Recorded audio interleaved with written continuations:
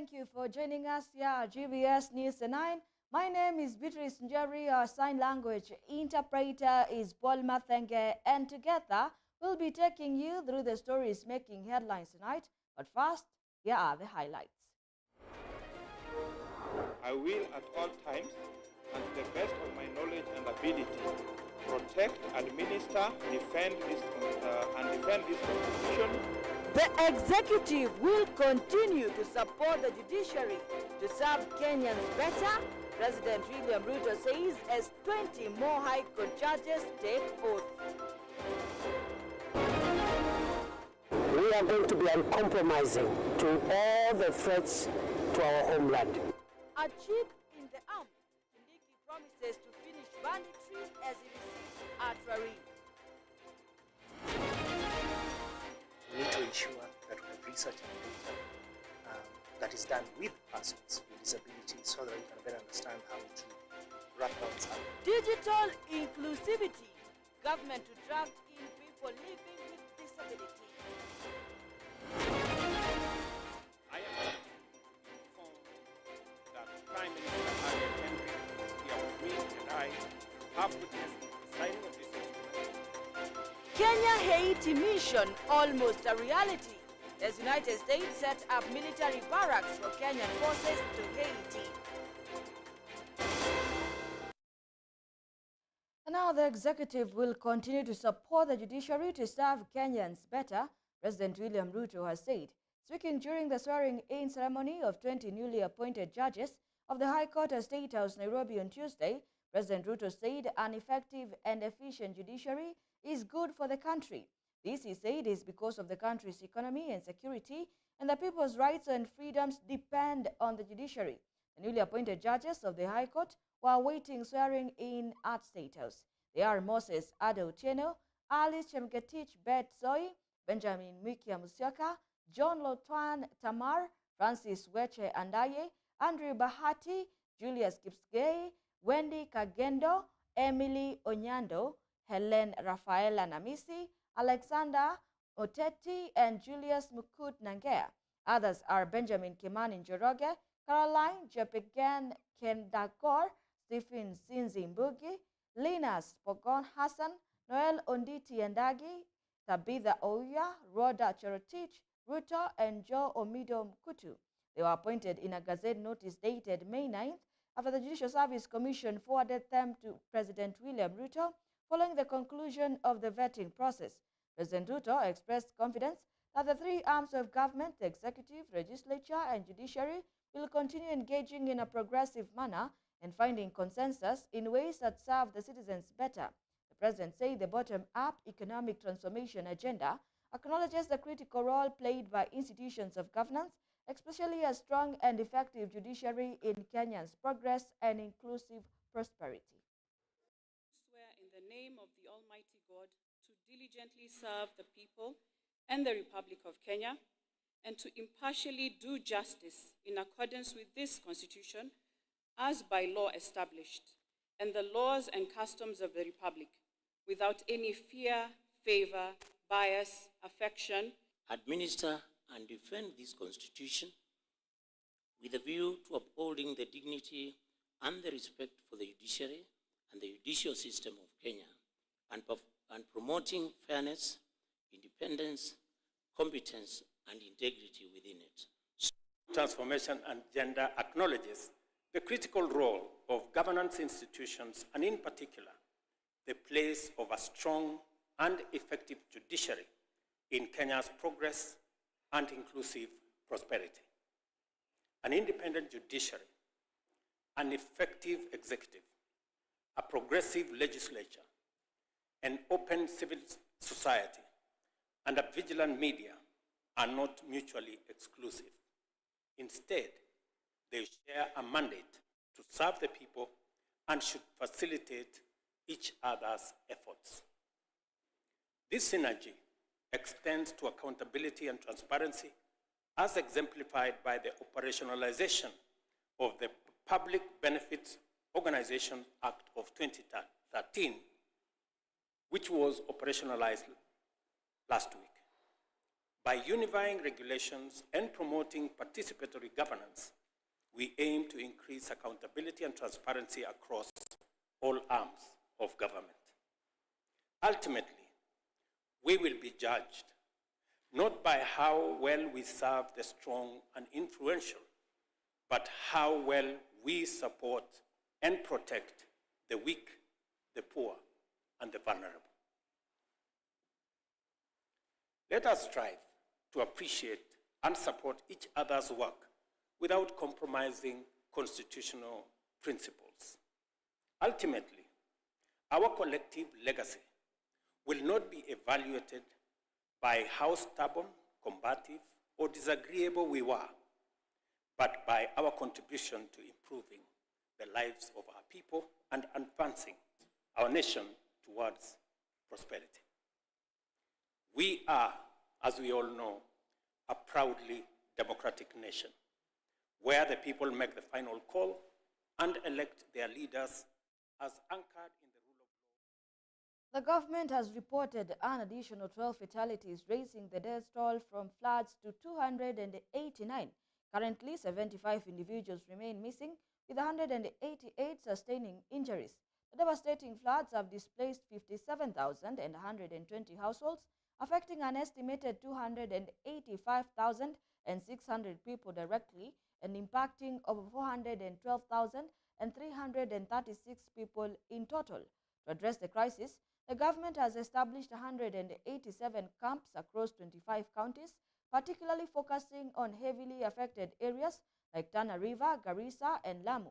These regions have witnessed significant flooding, especially in Tana Delta, exacerbated by heavy rainfall in the central region. Despite the challenges, the government remains committed to ensuring the safety of all Kenyans. Regular updates on affected areas are being provided, along with advisories on safety measures to mitigate further risks posed by the ongoing floods.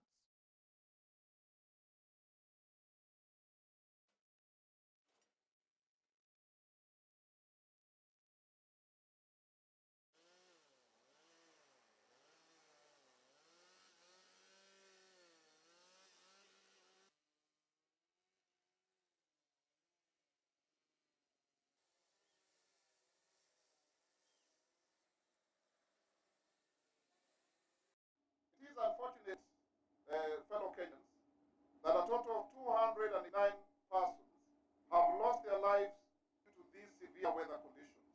So that is to mean the last 24 hours, we've lost 12, and we sent our most sincere condolences as government. Accumulative 188 people have been reported as injured. We are happy that this number has not increased for 3, 4, 5 days. But still, we have 75 people who are still missing. And our KDF and NYS are still, in my view, trying to end the situation. The Orange Democratic Movement Party Disaster Response Team has today officially flagged off the distribution of relief food to the floods-affected families across the country. The flagging off, which was led by the ODM deputy party leaders, took place at the Orange House, Upper Hill, Nairobi, aimed to save, secure, and rescue families that were affected by floods, as Davis Karani reports.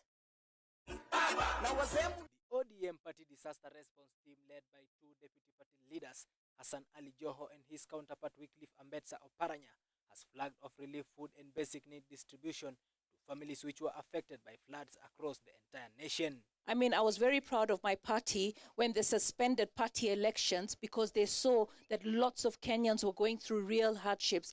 And at that point, coming together quickly, the leadership of the party, putting the disaster team into action, collecting everything that they've collected today, and more will be coming. All I want to say is that I'm very proud of our party leader for the leadership that he's given. The party's relief response team has partnered with Red Cross in distribution of the donated materials from the party's well-wishers. As a party, we shall continue to stand with the victim of the catastrophe, disaster, and help where necessary. The food and other basic needs will officially be distributed to the most affected families as from tomorrow, as ODM's disaster response team confirms. The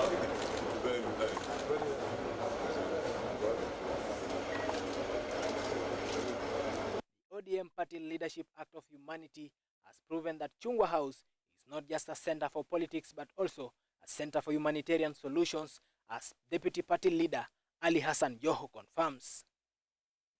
Kile ambacho ningependa kusema na ni muhimu zaidi, Wakenya waelewe, sisi kama chama cha ODM, kitu ambayo imetuleta hapa leo ni kurespond to the needs of the people today.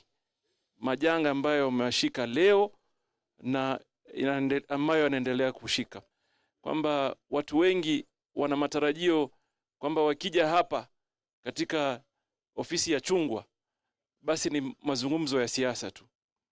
Utakuta kwamba misimamo yetu hata kama yanapelekwa na siasa, sisi kwa muda mrefu tuko na mpango kabambe ambao unachunga dignity ya mwananchi katika taifa letu. Many families which were affected are expecting to get these relief food donations from ODM Emergency Response Team, which has delivered on the party's Swahili slogan that states, "Tuko tayari," meaning that we are ready, as the party goes into the Kenya's books of records in being the first political party to provide a humanitarian solution, as party leadership urges its members from across the board to continue donating to save lives of the affected Kenyans. Davis Karani, GBS News Report from Chungwa House, Nairobi. The Council of Governors has kick-started talks with the Kenyan Union of Clinical Officers with a view to iron out outstanding issues as captured in the strike notice with a view to ending the ongoing strike. The meeting at the Council of Governors headquarters in Westlands has this morning laid down the issues for after discussions with the Clinical Officers Union, insisting on honoring a 2021 CBA that pushed for a risk allowance of 15,000 Kenyan shillings. The Council of Governors, however, holds the view that matters money can only be discussed with the national government.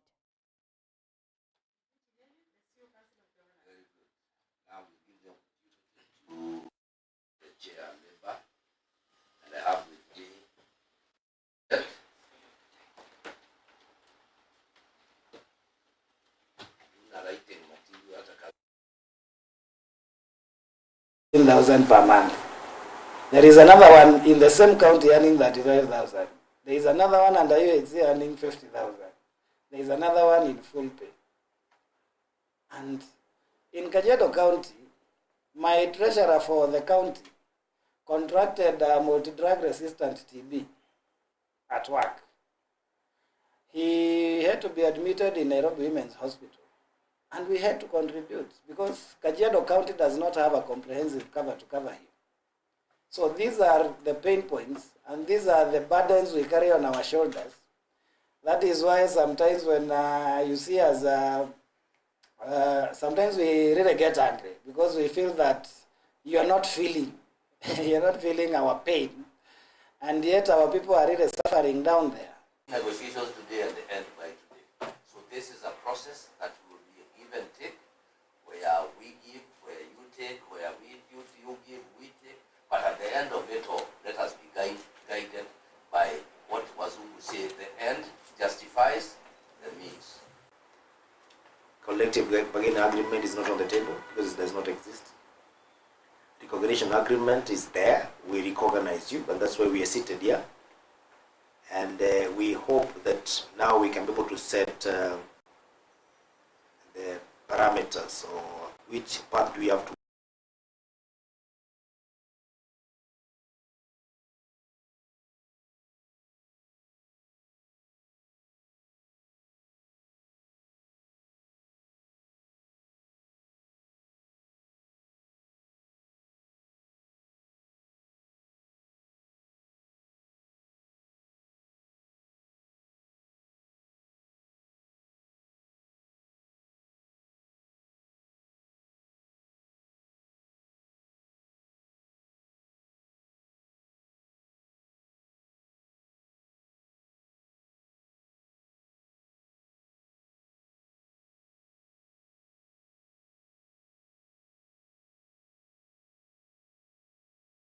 In a bid to address ongoing security challenges and ensure the safety of frontline officers, Interior Cabinet Secretary Kithure Kindiki has taken decisive action, issuing stern warning to bandits while overseeing the dispatch of crucial police equipment. This comes as 20 schools in Baringo North remain closed due to persistent banditry, highlighting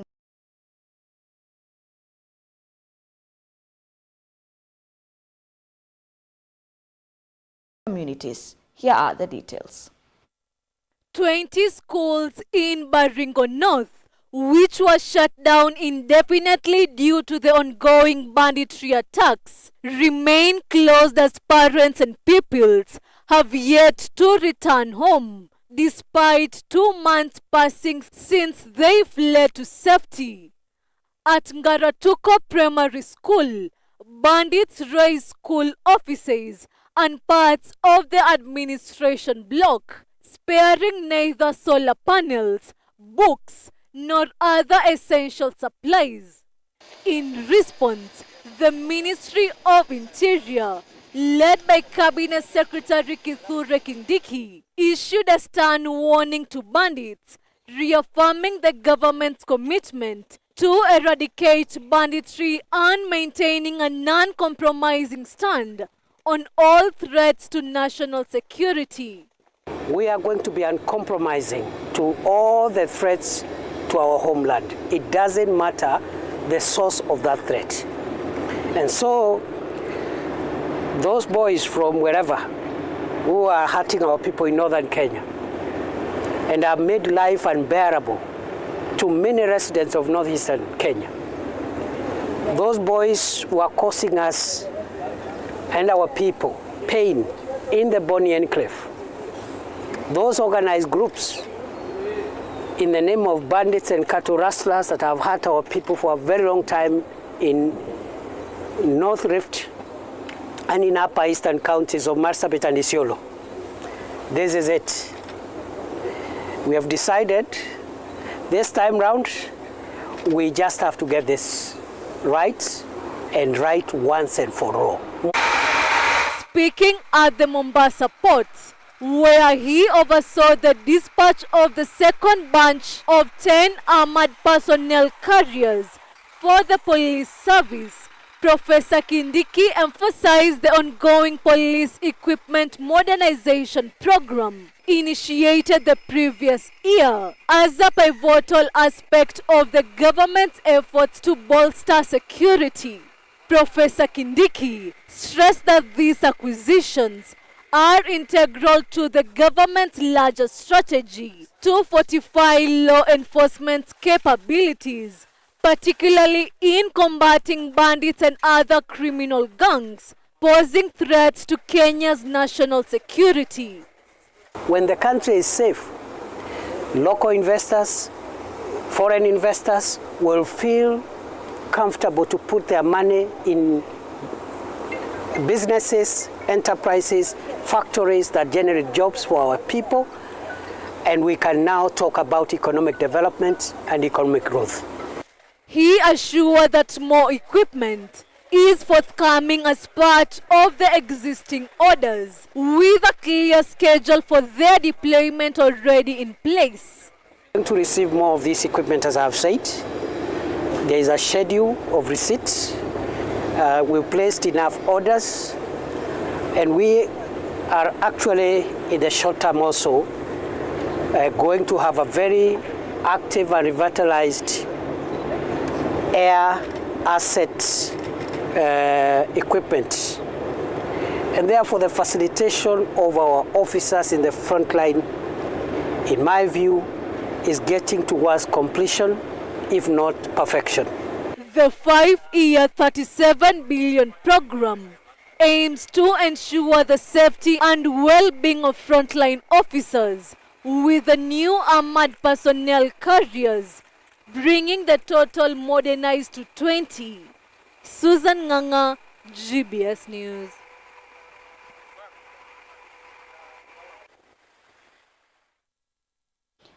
Many thanks for joining this live broadcast. We have a lot lined up for you in our news segment tonight, but first let us take a quick commercial break.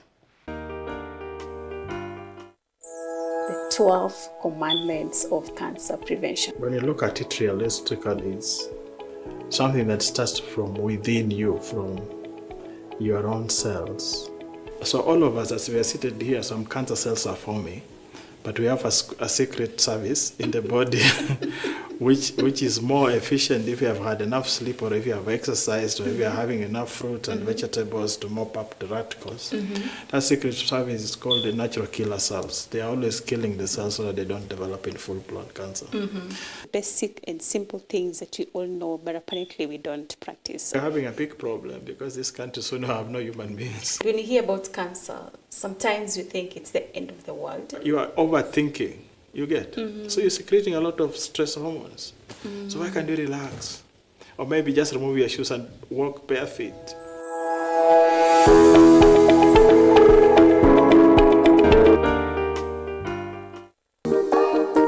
And remember, the topic of the day is embracing one's role as a single man. Ile ingine ni kutengwa na watu. Watu wengi ukiona single mother akiongea na bwanako, na zinakuanga tu bwana kuongea. Kuna any organization inaweza kuwa at least hata ile msupport, ama ni wewe tumengangana kivyako akaingia hivyo. Facial creams wenye wanatumianga. But before unjuane na hao wamama haki na kuanga ngumu. Unapatanga huyo mtoto already amechange hiyo kara, juu hafai kukaa kwa njua.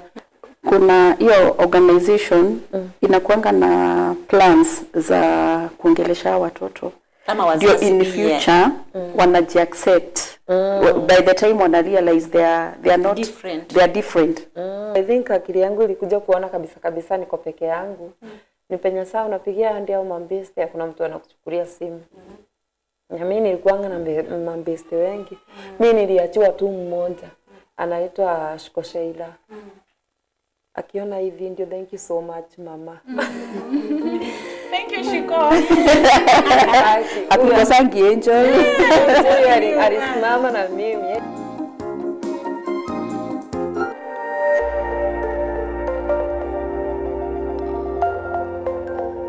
Everywhere, GBS.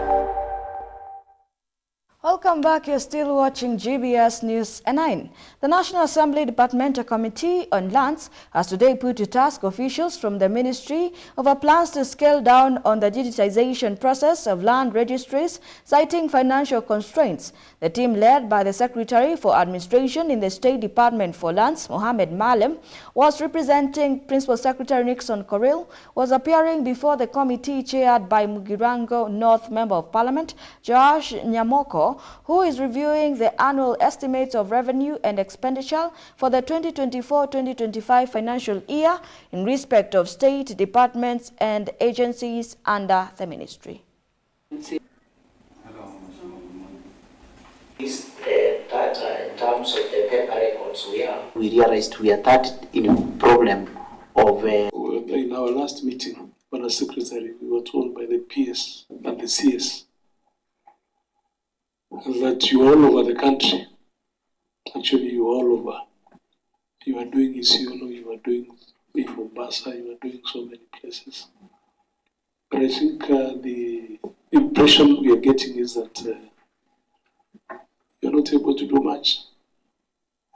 And why don't you focus? Why do you want to, do partial, implementation of this program instead of focusing on a few? I've seen a reduction of close to 245 million on the digitization of land records and processes, and a reduction of 5 number of land offices to be digitized. Does it mean the five offices, we have a difference of 245 million. Was it equivalent in relation to 5 offices that you have subtracted from digitization? The question that we are raising, our chair will have to answer some of them when he's pitching for you before the budget committee. So we need to be very, very careful that there is a flow. We asked for more money, that more money was given, and now there is a reduction. He went to Moranga and Isiolo, Honorable Chair, and there were challenges, But as we visited those areas, we were able to fix the challenges that were keeping us not to progress in terms of digitization. So we are in Siolo. Muranga is going live anytime. Chair, on behalf of our peers, I just came back from Mombasa to set the infrastructure, the logistics, to make sure that Mombasa is also given consideration in terms of digitization. We also have targets in Lamu, Tana River, among other areas. In collaboration with people living with disabilities, stakeholders have today called for more research in order to make services reliant on technology more inclusive and responsive. Addressing the press during the ongoing 5th edition of the Inclusive Africa Conference being held in Nairobi, Philip Thigo, the Special Envoy on Technology in the Executive Office of the President, highlighted digital inclusion as an enabler for the people with disabilities to access job opportunities and crucial services being presented by technology. Here are the details.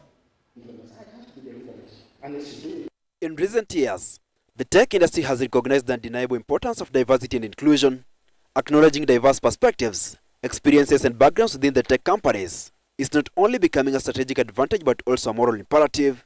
Despite the rapid technological advancements, Justice Laibuta, Judge of the Court of Appeal and Chair of the Board of Directors at Enable, notes that digital accessibility is still a challenge for people living with disability in Kenya and Africa at large. So when we talk about accessibility, it's not just a mantra, it's not just a slogan, it's not just a political slogan, it isn't. It is what makes our lives kick. It's what makes persons with disabilities tick. Accessibility to us means everything, without which we wouldn't be of much use to ourselves, to our families, and that is where we must come together and brush away that notion that technology for persons with disabilities is expensive. It isn't. It is the opportunity costs that we get all wrong. We get our priorities wrong, and at the end of the day, spend money where we need not, and ignore where we really need to put our purse and be counted. It's important to talk about digital accessibility, meaning that people with disabilities should be able to use any services that are provided by government or private sector companies with ease, just like everybody else. They do not need to seek assistance to use a mobile money application or to use a government service. So that's why we are having the conversation today, so that we see how we can support different organizations, different institutions to be able to become more inclusive. On his part, Philip Thigo, the Special Envoy on Technology in the Executive Office of the President, called for more research in order to make crucial services inclusive. We need to ensure that we have research and data that is done with persons with disabilities so that we can better understand how to wrap around services that are more responsive and are more inclusive. At Microsoft, we truly believe that disability is a strength. People with disabilities make our company, our products, our services, our website, our culture better. So we are actively looking for talent with disabilities to join the company and help to make more inclusive products that work great for everyone. Aiming to promote digital inclusion for persons with disabilities in Africa, the Inclusive Africa Conference has, since its inauguration in 2020, created a platform for persons with lived experiences, accessibility experts and other relevant stakeholders to share knowledge and create awareness about the importance of inclusivity. Hilary Kabila, GBS News. Accelerating Impacts of Climate Research for Africa, ICRA, held a public forum at the Kenyatta International Convention Center to serve as a platform to showcase how their work is contributing to practical and sustainable change in the Kenyan climate change adaptation ecosystem and how their partnerships are supporting farmers. Here are the details. As climate change has led to seasons becoming increasingly unpredictable and nature is disrupted, farmers in the country are forced to confront the profound uncertainty. Their livelihoods deeply intertwined with climate change, which is under threat, and the repercussions ripple far beyond their fields. Scaling climate-smart innovation for farmers and the game-changing role of partnerships through ICRA. Accelerating Impacts of Climate Research for Africa, ICRA, held a public forum at the Kenyatta International Convention Center to serve as a platform to demonstrate how it is working with farmers and herders in communities to strengthen land management by also providing farmers and herders with technology applicable to their lands to enhance production. And this is through these partnerships that 7 million smallholder farmers across the continent have been enabled to access innovations, practices, and technologies that are helping them to adapt to climate change. One of the beneficiaries, Phoebe Mwagangi, a small-scale holder farmer, said that the team has aided her to engage in climate-smart farming innovation, which has led to the increasing production of her farm produce. We started doing rotary crops using climate-smart agriculture innovations, and I'm glad to say that I've become an advocate for the same. I'm advocating for climate-smart agriculture innovations as well as the information to my community. With better access to technology and advisory services linked to information about effective response measures, farmers can better anticipate climate-related events to take preventive action that helps their communities safeguard livelihoods and the environment.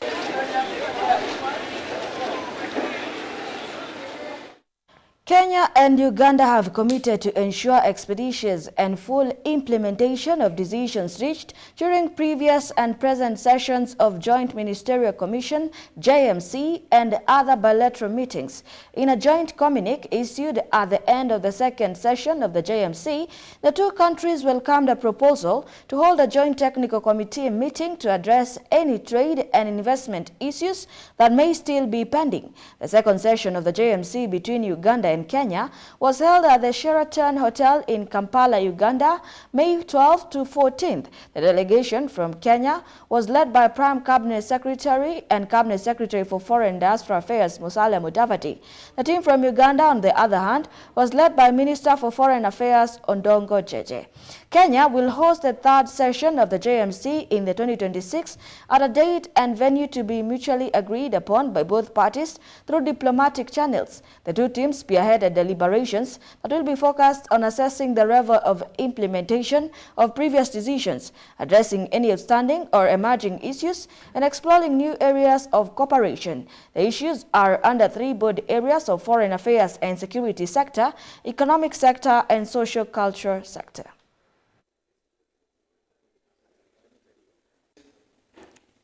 Ministers, ladies and gentlemen, the Republic of Uganda and the Republic of Kenya enjoy a common heritage and a shared history of friendship through years of exceptional cooperation and mutual understanding. In addition to exchange of high-level visits, we have signed a number of memoranda of understanding in various fields that have further consolidated and strengthened our relations.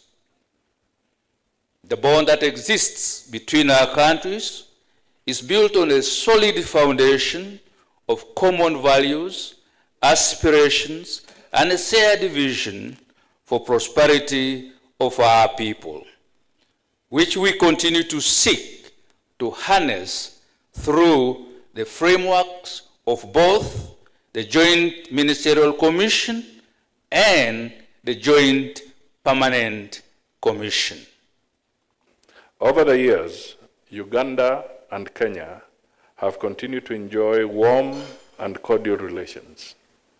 Kenya considers the JMC to be a testament of our continued commitment to consolidate and strengthen these relations.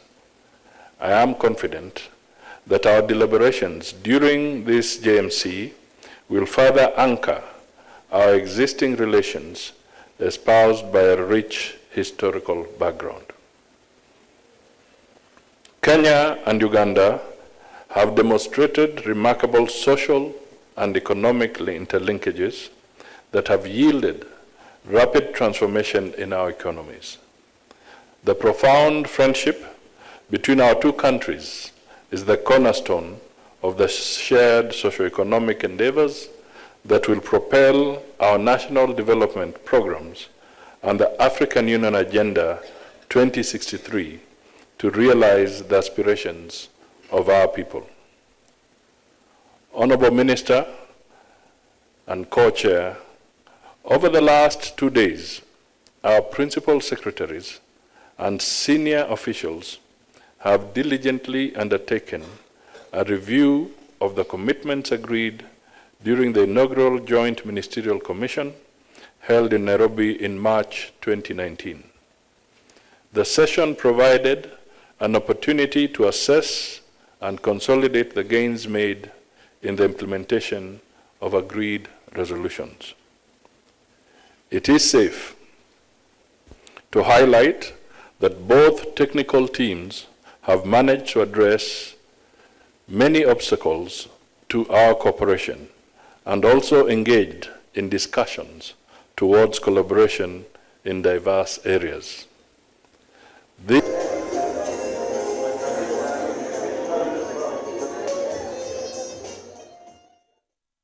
Do keep your comments coming in through our SMS line 21144 and GBS TV Africa on all our social media handles. On that note, let's take a quick break. We'll be right back with even more. Today on the show, we are talking about nurturing their emotional intelligence in children. The parents of this generation, they are very busy. Whereby we have left the gadgets to be in charge and the house managers. Especially when you're thinking about yourself, there are 3 levels of thoughts. There is the first level, there is the second level of thought, and there is also the third level of thought. What is nurturing a child in the emotional intelligence way? A lot of focus has been put on the intelligence. And when we talk about desire and self-control, desire is something that is in our hearts. But self-control does not come from within us. And at what age are we supposed now to start molding our children and correcting whenever they're doing wrong?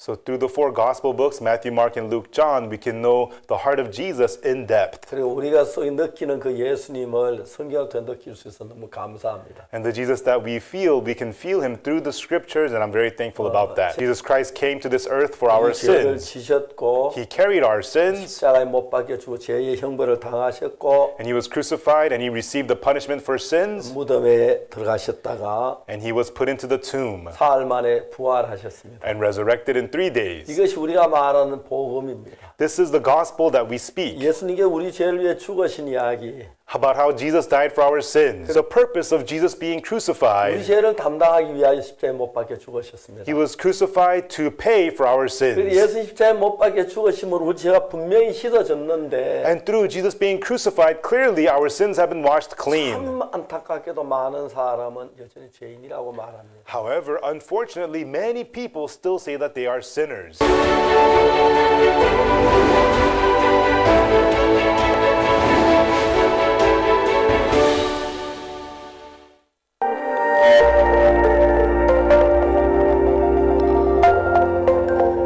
Everywhere, GBS. Welcome back to the broadcast, and now to matters international news. Over the past weekend, U.S. troops were reportedly involved in constructing barracks and other necessary facilities in Haiti, though these preparations being made to accommodate approximately 1,000 Kenyan police officers who are part of a United Nations-backed international security mission aimed at addressing the issue of criminal gangs and restoring stability in the Caribbean nation. Here are the details.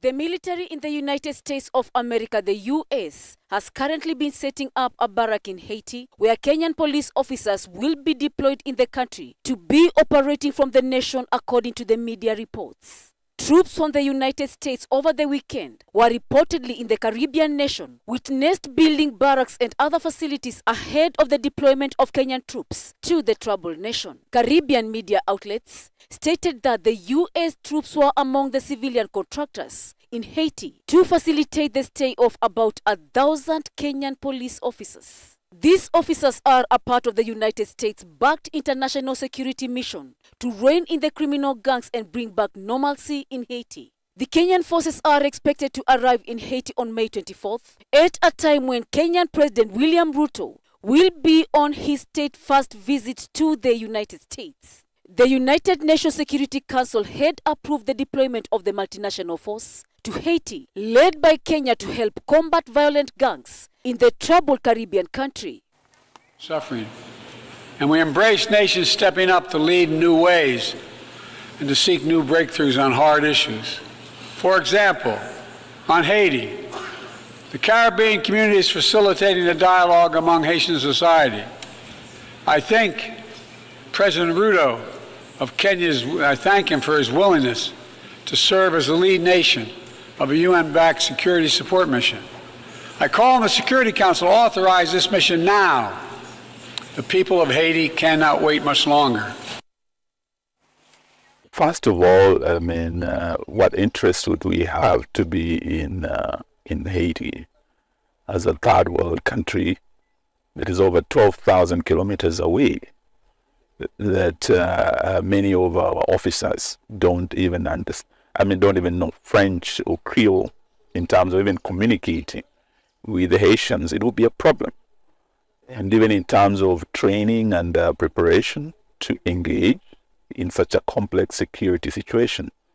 The resolution drafted by the U.S. was approved by 13 votes in favor of 2 abstentions from China and the Russia Federation. We've got other African nations that are coming on board. We've got other nations from all the world. They're saying if Kenya is leading it, we think there's going to be success. So they're coming on board. Kenya has a very long history of global peacekeeping. We were in Kosovo, we were in Namibia, we were everywhere. We are now in Somalia, we're in DRC. We have our officers in the Tigray monitoring and evaluation mechanism. The U.S. also pledged $65 million in the list of a multinational security mission to help the Caribbean country fight crippling gang violence. And we intend to work with the United States Congress to provide up to $100 million in support. And we urge others in the international community to follow Kenya's great example. Kenya had also signed an agreement of the deployment of 1,000 police officers to the multinational security support mission in Haiti.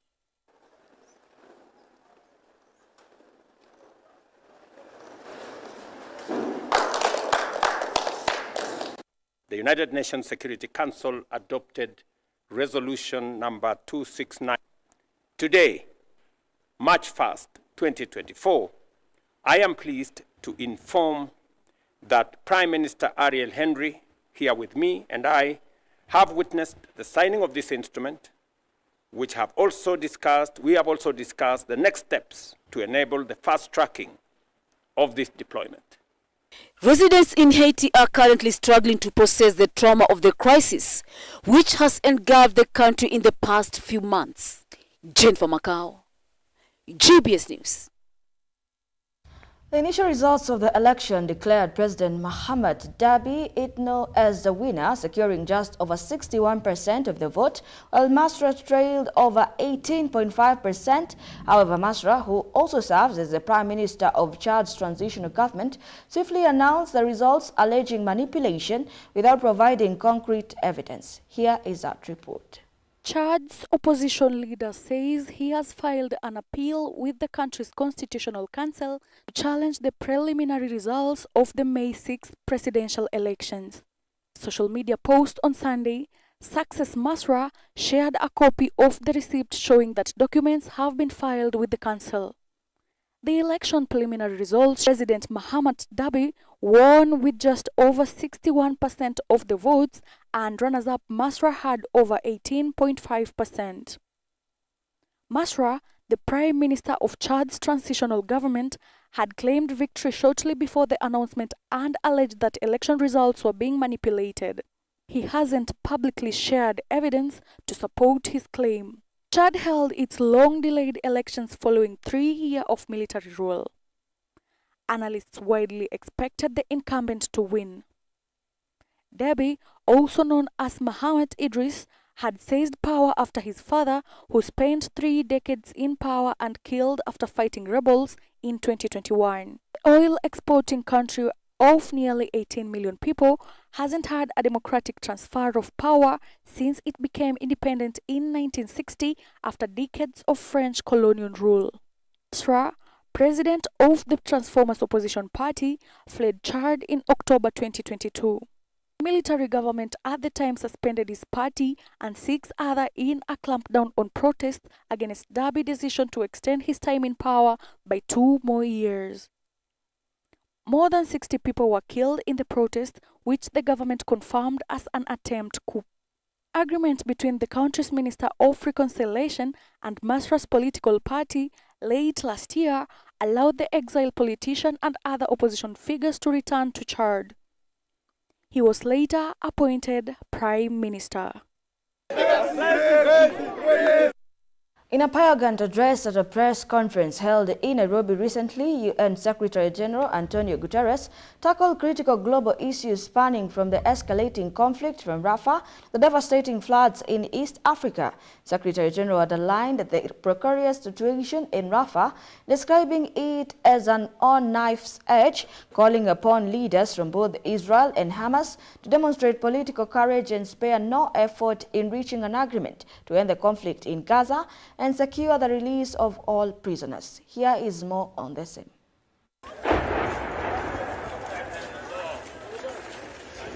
Addressing a press conference in Nairobi, Secretary General Antonio Guterres delivered a poignant message addressing critical global issues ranging from the escalating conflict in Rafah to the devastating floods in East Africa. The Secretary General emphasized on the precarious situation in Rafah, characterizing it as a knife's edge, calling upon the Israeli and the Hamas leaders to demonstrate political courage and spare no effort in reaching an agreement to the end of the conflict in Gaza and secure the release of all hostages. The situation in Rafah is on a knife's edge as airstrikes continue throughout southern Gaza. Over 1 million Palestinians, half of whom are children, have crowded in the Rafah governorate for shelter. We are actively engaged with all involved for the resumption of the entry of life-saving supplies, including desperately needed fuel, through Rafah and Kerem Shalom crossings. Guterres highlighted the dire humanitarian conditions, with over 1 million Palestinians seeking shelter, including a significant number of vulnerable children, stressing on the urgent need for the resumption of the life-saving supplies, including fuel, through key crossing to avert a humanitarian disaster. Meanwhile, our health partners tell us that all the key medical facilities in Rafah could soon become inaccessible or inoperable, including the only dialysis department still operating in Gaza. Around 100,000 Palestinians are moving north from Rafah, yet humanitarian partners have no tents or food stores left in South Gaza. General Guterres extended solidarity to the people of Kenya amidst the devastating floods affecting the country and East Africa as a whole. He conveyed deepest condolences to those impacted and reaffirmed the UN's commitment to supporting relief efforts led by the Kenyan government. But this visit comes at a very difficult time for the country. I extend my deepest condolences to all those affected by the devastating floods that have swept through Kenya and neighboring countries. The United Nations stands in solidarity with the Kenyan people. And we will continue working hand in hand to support government relief efforts in any way that we can. This address underscored the UN's commitment to promoting peace, addressing humanitarian crisis, and advancing sustainable development goals on the global stage. Africa could be a renewables giant. It is home to 30% of the minerals critical to renewables and 60% of the world's best solar resources. Yet, in this unfair world, in recent decades, it received just 2% of the investment in renewables. And too often, countries and communities with critical energy transition minerals are exploited and relegated to the bottom of the value chain. Others make the profits somewhere else.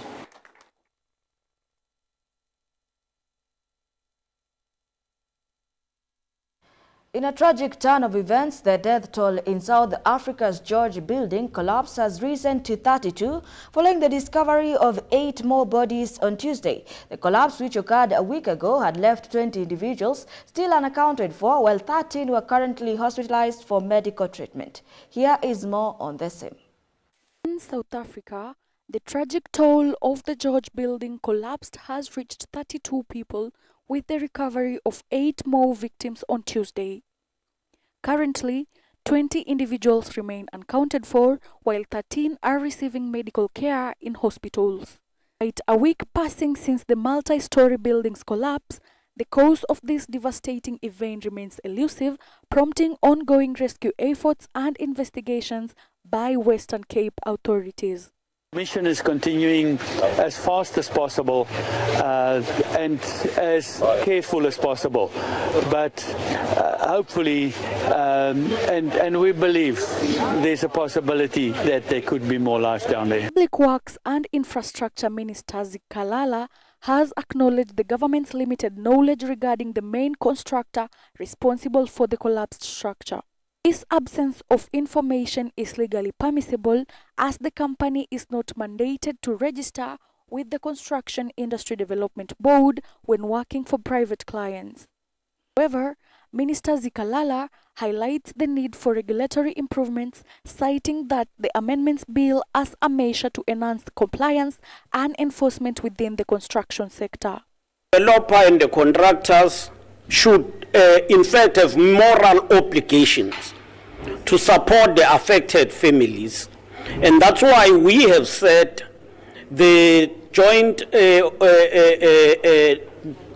disaster operations team must work together to ensure that the company is brought on board and the developers and support the families.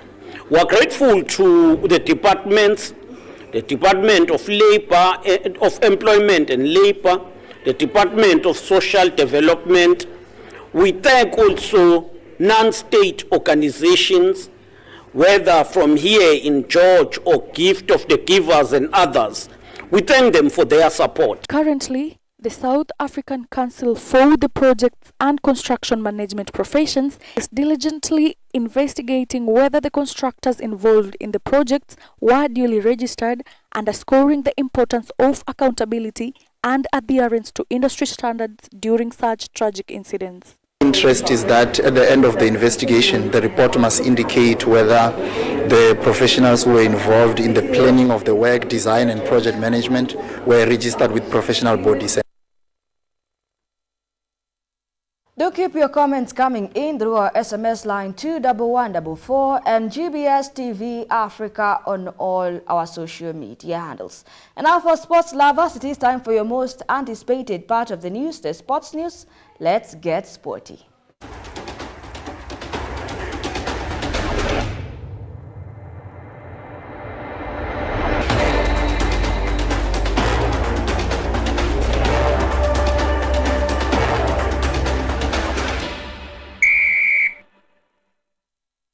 Football Kenya Federation has once again partnered with FIFA to advance sports medicine initiatives. This collaboration represents a crucial step towards enhancing the welfare and performance of female football players within the framework of FIFA's Women Football Development Program. Building on the previous workshop, this second edition of the Physiotherapist Workshop signifies a concerted effort to deepen knowledge and skills in sports medicine among participants from the FKF Women's Premier League and FKF Women's National Super League clubs that was held from October 2nd, 2023. This particular workshop aims to build upon the foundation laid during the inaugural session, ensuring continuity and progression in capacity building. Notably, the same cohort of participants from last year's workshop is participating in this current one. This is a deliberate move, reflecting on a strategic approach to continuity and progression. By ensuring the participation of the same participants, this will enable facilitation of the integration of new learning while reinforcing existing knowledge, thus maximizing the impact of the program. The workshop kicks off today at Tuesday at Mathare Youth Sports Association in Komarok and will run for 4 days under the expert guidance of sports physiotherapist Franklin Osama and Dr. Wichmas Muyoka, sports nutritionist, purity commander, and clinical physiologist Rowena Tirop.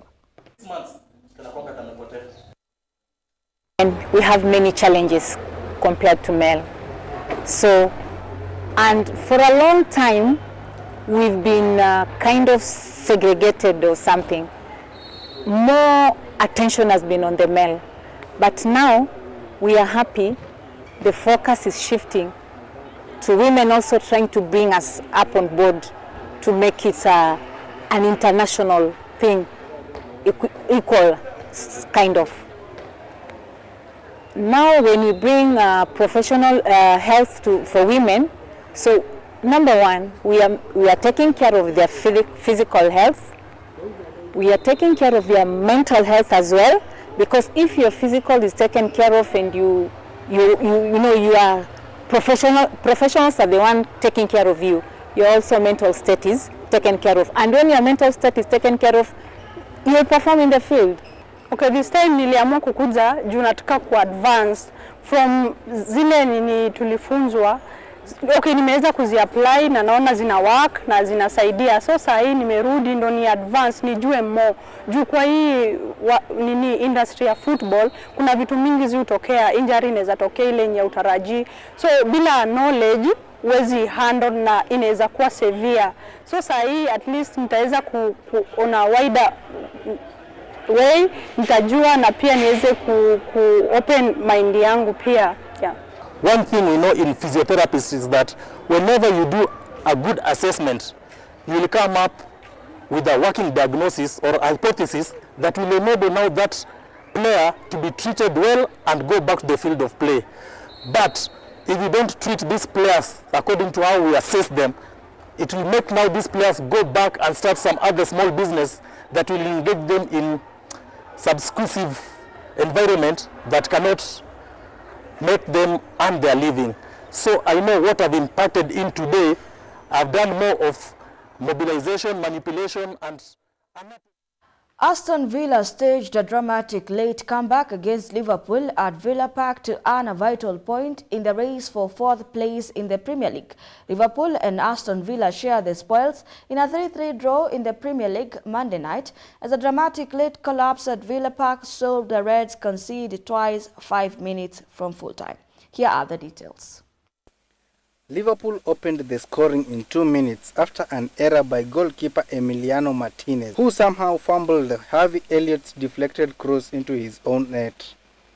Aston Villa responded when Yuri Tielemans powered home an equalizer after 12 minutes, but Liverpool restored their lead as they cut the home defense wide open. Cody Gakpo tapping in Joe Gomez's cross. The home side looked tense but still created chances. Diego Carlos and Musa Diaby both guilty of glaring misses as they pressed for an equalizer.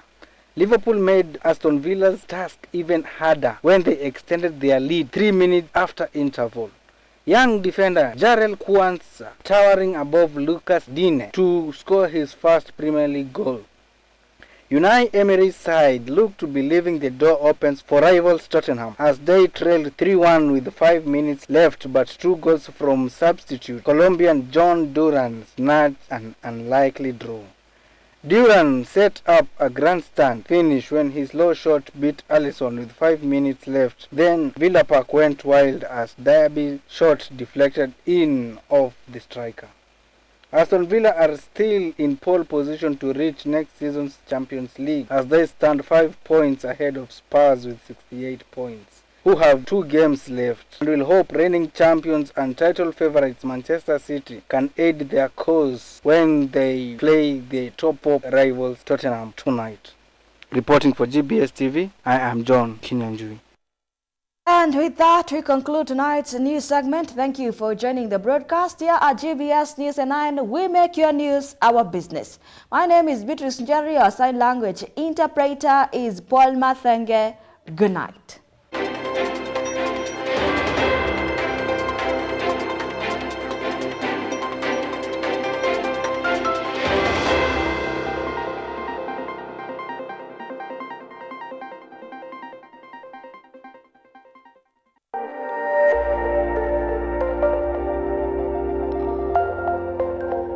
Everywhere, GBS.